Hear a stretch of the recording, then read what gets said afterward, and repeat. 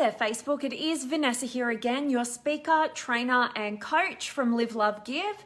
And today I have a message for you, which is one that I'm always learning, sometimes and oftentimes the hardest way. But it's really around decision making and the fact that oftentimes, it is the most uncomfortable, painful decision that ends up being the only decision possible if you wish to reach your highest potential. And I'm going to dive into that and unpack it for you guys. But really, I want to kind of dive into a little piece of some of the biggest self-awareness that I've generated in my life, and it's been around relationships. But I want to bring in a huge topic that I completely nerd out on. I love and I fascinate over, and I love bringing to anybody that I get to work with. And it's all around personality psychology. But I want to utilize that and kind of give you a perspective using my own personality. I want to give you that in the hope that it's not too kind of over the tops of heads. I want to make it kind of really as accessible as possible, but really it's referring to the neuroscience, so our brain wiring behind what makes up the personality. I'm not going to dive into the whole concept of personality psychology right now. I'm literally just going to use myself as an example as to how this kind of plays out.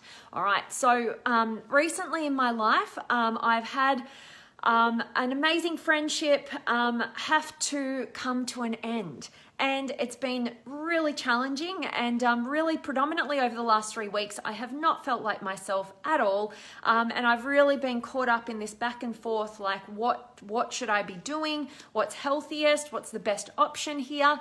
And it got me kind of thinking, because with this friend I would refer to as my very best friend, we'd be in connection with one another every day, often, many times every single day, really connected, going really deep. And then we've had definitely some major challenges over the period of time that we've known one another. But about 3 or so weeks ago, I finally hit my threshold with something. And it wasn't that it was just this one thing that just made all the difference. It was this stacking of different things. And I reached this threshold where I kind of lost all hope and all compassion. And I kind of had this kind of moment where it's like, boom, no more, this is not healthy. And I kind of lost my emotional connection to this person. And it was a pretty sudden thing, it felt kind of like, and it definitely would have felt like that to my friend. And it got me kind of thinking, because this has been a pattern that I've played a lot in my life. Well, not that many times, but it's been hugely impactful when it does happen in my life. And, in the past, before I had the level of self-awareness that I have right now, and I know I've got far to go, but I've definitely grown a lot over my lifetime. And as I reflect back to different moments in my life where I've had this same experience, where it just seems like, boom, there's this moment in time, no more, it's gone. I used to refer that to kind of I'd explain to other people who know me and have witnessed this pattern for me. I'd explain to them, it's kind of like I have an on and an off switch, and my on button is on for so long and it takes me a long time. But if my switch goes off, it ain't ever coming back on. It's like this, boom, done. And it's not like it's really that sudden. It has taken a long period of time, probably too long, to kind of get to that point where I'm just like, boom, off. And it seems kind of really against my normal personality, and it actually is. And that's what I want to dive into with you guys, because I find this stuff fascinating. And anyway, so how it kind of works, and this is the reason why I love personality psychology in self-development, because we're all very different. Yes, there are definitely some different things that are absolutely, universal in terms of human behavior and potential and different things like that. But because of how our brains are wired, which refers to our personality, that kind of makes our personality, we're all operating individually, and there are patterns. So there are 16 different personality types. And obviously we're more intricate than that. Like, there's definitely different things about who we are that, separate us from different people, even if they are the same personality type. But let me bring some of that in. For me personally, based on my personality type, I lead with a mental process or a cognitive function that is called extroverted feeling. And this process, it's like 80% of my life is completely filtered through this process. It's all about focusing on the external environment, about the community. It's about managing emotions. It's about meeting people's needs. It's about helping people predominantly on an emotional level. And so that's kind of how I filter the world. And it gives me a lot of compassion. It makes me want to help people a lot. And I'm very much focused on how they're going emotionally. And then my secondary process, my second greatest strength, is a process called introverted intuition, which is kind of all about watching the mind form patterns. It's very all about, future pacing, projecting into the future. Where are these things going?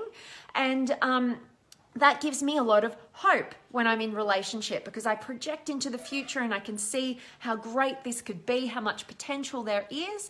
And what I've worked out based on my own research, predominantly around the personality psychology, and discovering that I'm not the only one who operates in that kind of on and off switch. And there's a bunch of other people out there who have this same pattern. And it's good to know that there's other people, and I'm not just some crazy person that has this weird thing going on. But at the end of the day, what actually happens on the brain side of things is that I no longer trust my leading function, my process that's extroverted feeling, about meeting people's needs, all of that stuff. I no longer trust it because I've had too much pain in terms of the choice of relationship that I've chosen. And so my brain that kind of switches to its opposing opposite. And its opposite function is one that is completely devoid of emotion. It's very logical. It's a process called introverted thinking, the opposite to extroverted feeling.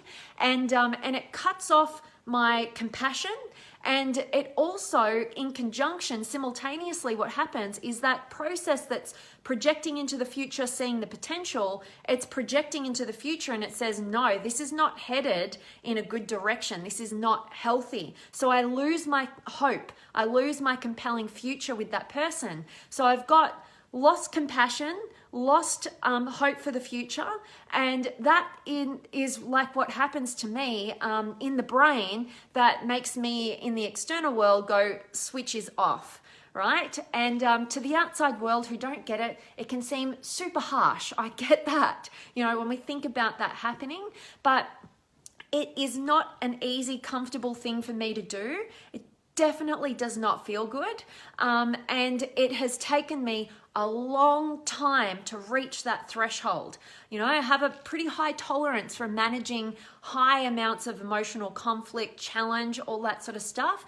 But once I don't see that that's leading in a good direction, a healthy direction, which is growing both myself and the other person, and it takes me a long time to realize that and get to that point. Once I reach that, what's the point? The point for a relationship for me is to enhance each other's lives, is to add to each other's growth and progress, and that's going to have challenge. It's also going to have support. But the moment it continues down a path that is less than healthy for myself and therefore the other, is the moment, I kind of like that process that I can be able to get to a point of no return, because I know that is going to be healthiest for both myself and the other person. If it doesn't grow you, if it doesn't enhance your life, really, what is the point? You're either growing or you're dying, and that dying perspective in relationship is when you're hindering each other's growth and progress and potential.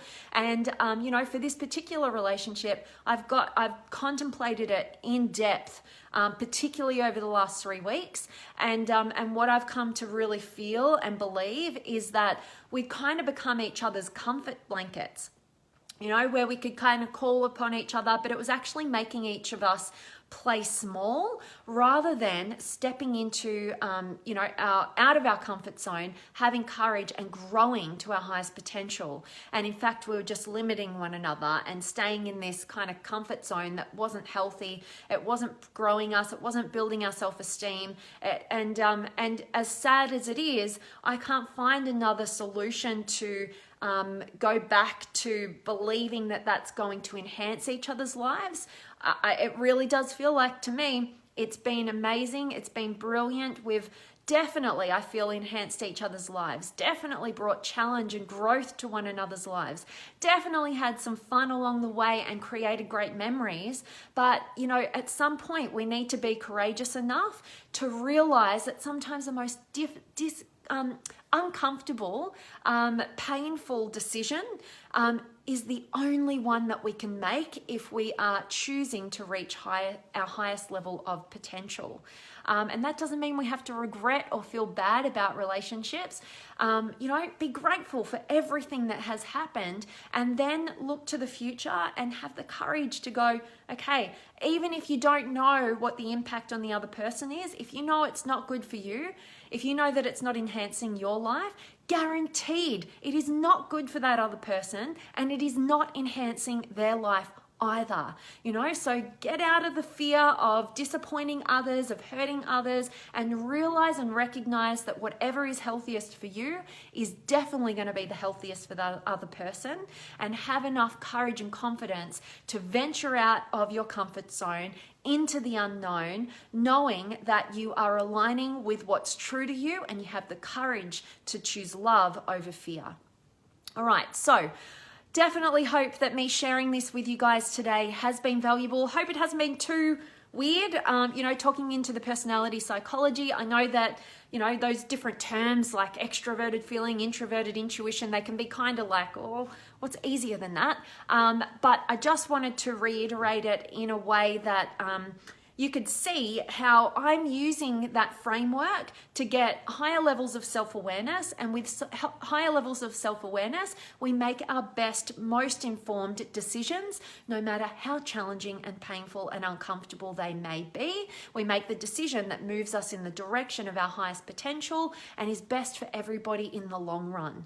Okay, so I'm going to definitely check in with you guys, see who's been able to join me, drop a comment, say hi. If you've got any questions or comments, I'd love to hear from you, so definitely do that. And if you haven't already, I do open up 15-minute power sessions with all of you guys out there, so I can jump on a quick 15-minute video call with you, see how I could help you in whatever challenge you're currently being faced with, help you progress, help you with a new perspective, and get you on your way. So if that is of interest to you, then definitely click on the link above, choose a spot that's available in my calendar, and I can't wait to meet you. Let me check in. So I've got Jean Francois and Ray and Jay and bonjour. Jean and Alex is here, and Jessica, hello, and Tanya and Jason and Judy and Hassani and Jolene and Darren and Mark and Jonathan and Jeremy and Sandra and Alex is here, and Ram and Alexandria and Charlie. You go girl, preach. Have a great day. Thank you, Charlie, and wishing you the same, my friend. And Moises, Alexandria, yay. And Elliot and Phil and Moises, I'm doing really well, thank you, my friend. Hope you are as well. And Alexandria, my spirit sister, watching from Washington. And hello to Charles, awesome. I love that. And Elliot, I love having you back. And Alexis and Leslie and Kiminari and Patty and Elliot, it makes sense to let go of whatever or whoever does not serve to our wellness. Absolutely. But, I think we need to know that we're coming from the right place. We're not just trying to cut people off because we're too scared, or, not think it through and just try and protect ourselves and all of that stuff. But also at the same time, not overstay, and at the expense of what we know to be right as well. So it's super challenging. It's super sad at times, but you've got to at some point just trust yourself and contemplate it enough to know that you are coming from love and not from fear. I love that, Elliot. Absolutely agree. And Abhishek's here, and Mohammed. And Jessica, today in the US was International Women's Rider Day. Awesome. It was an amazing day to take out my new Harley. Oh, so cool. And ride and meet so many strong and amazing women. Wanted to share that with you because I was amazed at how many women break the stereotype and find their strength in enjoying a freedom that has been dominated by men in the past. Found new friendships today with other women that chose to break out of their conforms.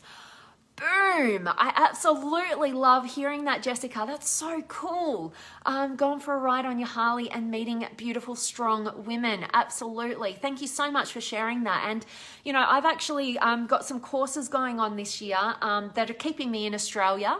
And I've been to one so far, and that is kind of the best bit about it. It is this, it's only a small group, but they're all beautiful, really beautiful women. There is one man in there and he's amazing. But it's so beautiful. I think it's really necessary for every human being to have that connection with our same sex as well, and build that camaraderie, build those friendships, build that team. Is so beautiful. So I absolutely hear you with that one, Jessica, and thanks so much for sharing it. I love having you here as always. And Tom McKenny's here, and Elf, awesome to see you. And Kelly and Tanya, it's difficult to cut that relationship when it's a family member. Oh, so true. And that is absolutely so challenging. A family member, or, an ex-partner that you've got children with. Wow, I haven't had to experience that, gone through that at this point. Hopefully I don't have to. But yes, I totally agree that it is definitely more difficult with family members and blood, their blood. And I also navigate that all the time. And I'm finding different ways, and I'm kind of living it in terms of how do we, because I actually know people who completely cut their family members as well. And they talk as if, why should blood, that blood relation, why should you allow them to treat you in a way that you would never allow somebody else to treat you, right? So I do get that perspective. I actually believe that we can make a lot of relationships work that we tend to find easier to just let go. And then when it gets to our family members, it's kind of like that added leverage to try and make it work. I've definitely got one particular family member in particular who I see as very close-minded, and I have so much desire to have a better quality of relationship with them, but they're not going to change, and I've accepted that. And as much as I would like that to change, I'm never going to change them, and it's quite clear. I've definitely tried to go down that path, and sometimes we just need to accept people for where they are and lose the fantasy of what we want things to be, and kind of just limit our time and resources projecting that direction, as sad as that is. But I do believe in communicating what you really want and giving people an opportunity to come with you on that journey in terms of the kind of relationship dynamic you would love. And there's all different kinds of strategies so that you can make sure that you don't get their guard up and their defenses up. But with people who are just not going to change, at some point we just need to accept them for all of who they are, and we need to face reality that we're not going to have that fantasy that we wish we could have with them, and that we want to just maintain respect and love from afar. So definitely, I'm totally hearing you with that, Tanya. One of the most difficult challenges that we're all faced with. And Elf, hello, beautiful friend. May the day find all joy, love, and peace to all. Thank you so much, Elf. It's so good to see you. I always appreciate you showing up and the love you give the community, so that's awesome. And Rachel and Colin, hello to you. And Patty, thank you. You love my top today. Thanks. I appreciate it. And Rachel and Colin, I cut off my family for 4 years now. I let go because too much. Yeah, and you know what? Only you can know if that's the right decision for you or not. I don't believe in staying in relationship where all it does is, beat down on your self-esteem, doesn't feel good, feel like you're going against your own values and standards in relationships. That's not going to be good.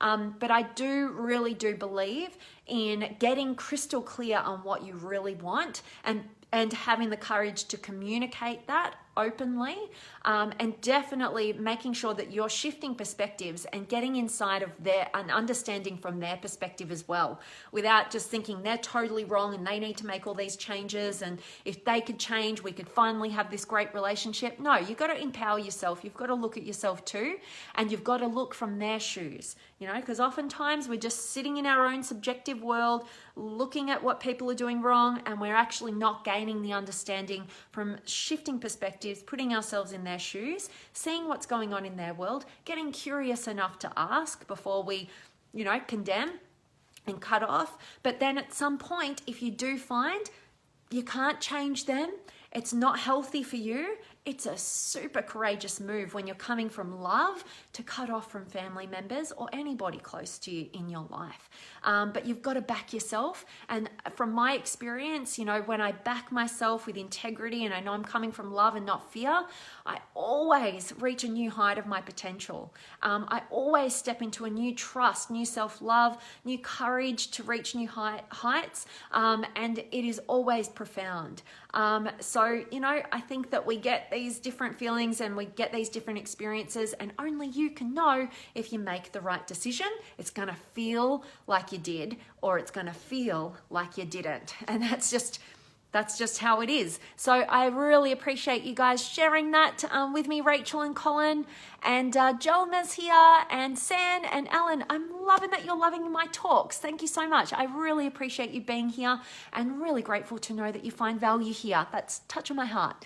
And Sam, nice to see you. Awesome. And Tanya, thanks. Yes, it's being respectful to yourself. Absolutely. Much love to you, Tanya. So guys, that really is my message for you. I really hope that me sharing that with you is valuable to you, and any of you guys out there who are currently being faced with a really challenging decision. Maybe it is in your relationships. Sometimes it is, that most challenging, uncomfortable decision that ends up being the only decision you can ever make if you truly want to reach your potential. And particularly in relationship, just remind yourself, if it's not working for you, it is definitely not working for them. Okay, so stop thinking that you're gonna, be this martyr and self-sacrificing, and you just want to keep them happy and you don't want to hurt them. You're hurting them by staying in a relationship, not being authentic, and not changing. If it doesn't work for you, it's not working for them, and staying there is only going to be burdening them and only going to lead to high levels of resentment and kill the relationship the slow, painful way, instead of rip it off like a band-aid, do the right thing, even no matter how uncomfortable it is. Sam, so beautiful to catch you on the last breath. Love this talk. Thank you, Sam. And I hope you catch the recording and get all the value from today's message. And Bradley, thanks for joining. Hope you catch a recording. And as always, guys, I am sending you all of my love, light, blessings, gratitude, energy, enthusiasm, everything extraordinary coming to you, to wherever you are in the world today. I hope it's beautiful, amazing, and extraordinary, and you're doing something super empowering. And I really hope that today's message has served you and been of value. Can't wait to see you guys tomorrow, and I'm sending you all of my love.